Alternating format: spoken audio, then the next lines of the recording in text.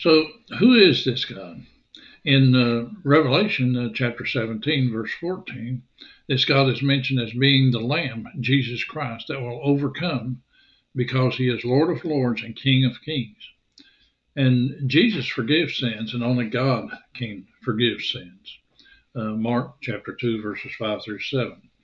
In Isaiah chapter 48, verses 12 through 13 and verse 17, God says he is the first and the last.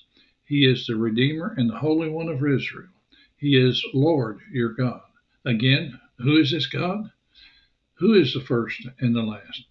In Revelation chapter 1, verses 17 and 18, Jesus Christ says he is the first and the last.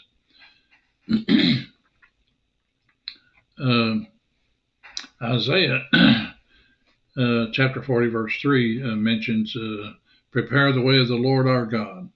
And then in Mark refers to this verse in Mark chapter 1, verses 1 through 3, and mentions the gospel of Jesus Christ, the Son of God, in connection with the preparing the way. And this is a clear indication that Jesus is the Lord.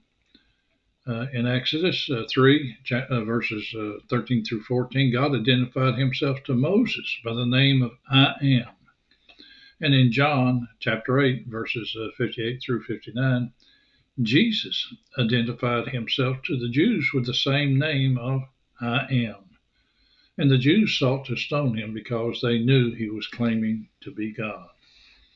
In Genesis chapter 1, verse 1, we see that God created the heavens and the earth. And in Hebrews chapter 3, verse 4, we see that God is the builder of everything. In Colossians chapter 1, verses 15 through 16, Jesus created all things, visible and invisible. All things were created by him and for him.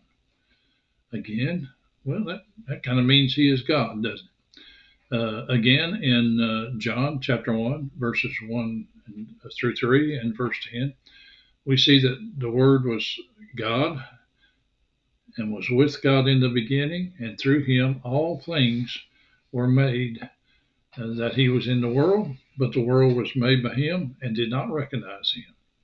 And this Word is Jesus Christ.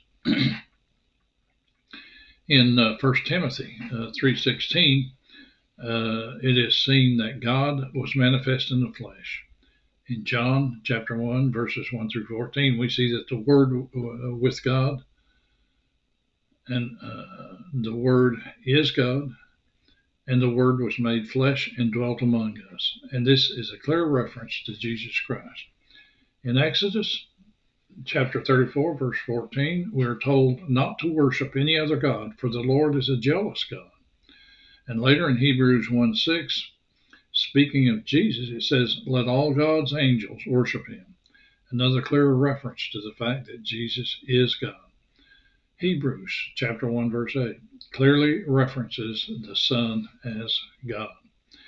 In revelation of Jesus, in Revelation 1, verse 8 and verses 17 through 18, are mentioned many names of God, the Alpha and the Omega, the Lord God Almighty, the first and the last. And then as we look in Revelation chapter 22, verses 12 through 13, we see these titles of deity applied specifically to Jesus Christ.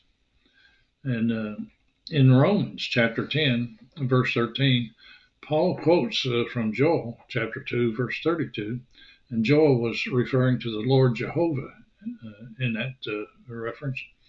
And in Romans chapter 10, verse 13, Paul applies that to Jesus, proving that Christ is equal to Jehovah of the Old Testament.